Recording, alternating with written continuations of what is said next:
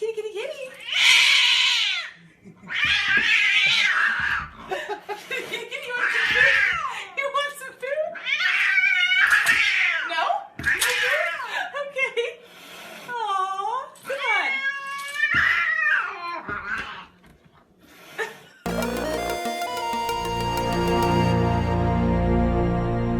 on. Welcome back. A lot of stuff happened within the last few weeks. Greedy stuff.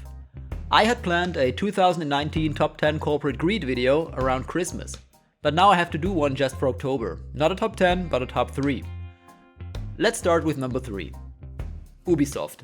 Ghost Recon Breakpoint. Or rather, Ghost Recon we're not even f***ing trying anymore. It's just another Ubisoft game, but this time it's blatantly obvious they didn't try to improve on its 2-year-old predecessor. It seems like they took the 2 years to just cram in more microtransactions and spent the rest of the budget on marketing and fancy live service roadmaps.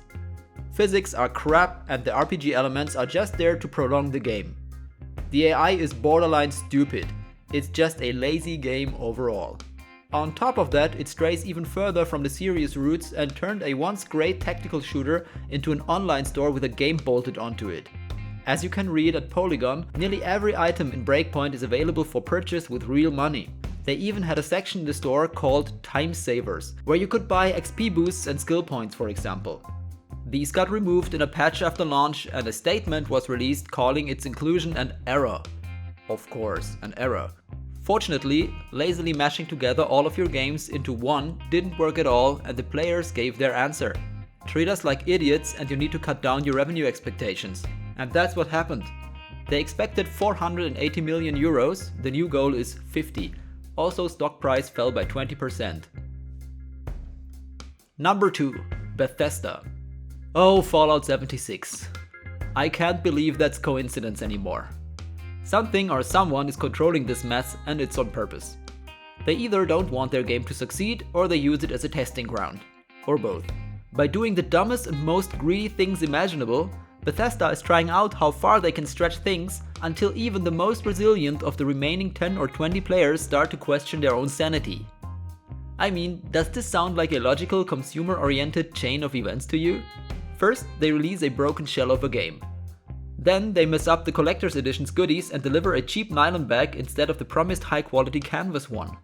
The following shitstorm is countered with $5 worth of in-game currency, which of course only fueled the fire even more. The integrated store, which was proclaimed to only include cosmetic items, soon got a fridge for the players to buy. It's $7 and keeps their food fresh for longer periods. That's a straight upgrade and gives an advantage over others. As you might have assumed already, the player base wasn't happy about how things developed. And now, just a month after the red helmet, which shipped with the GameStop Power Armor edition, got recalled by government action due to mold, they launch a $100 a year paid subscription for Fallout 76. Its main features are private servers just for you and your friends and an unlimited stash crate. This alone is ridiculous enough, but here's the catch. The stuff doesn't work. The crate actually ate the players' items and they just disappeared. No way of getting them back.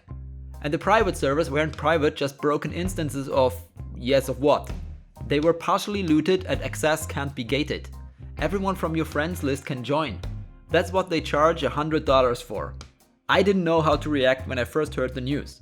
Things got so far out of hand I even couldn't laugh anymore. So I was just left with shaking my head in silence. Number 1. Activision. There's a lot of evidence leading to the very likely conclusion that Call of Duty Mobile's Halloween event has rigged loot boxes.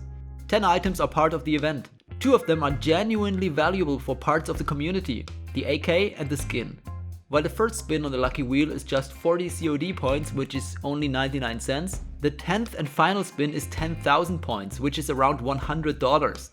Now, people around the internet compared their results and found out that the AK and the skin are almost always the 2 last things you get from the so-called lucky draw. This is the most vile thing I have ever witnessed in terms of video game monetization.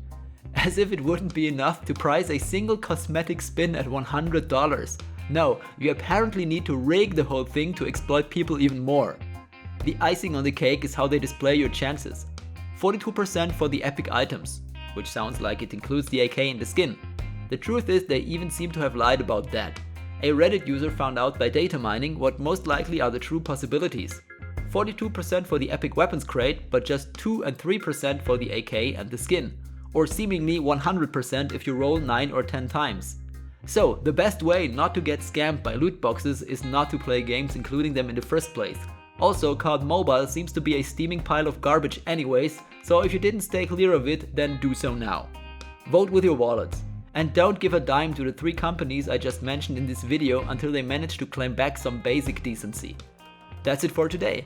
If you enjoyed the video, then consider to like, comment and subscribe. Thumbs down if you'd rather spend all your money on pet rocks than have to watch this video again. Thanks for watching and see you next time.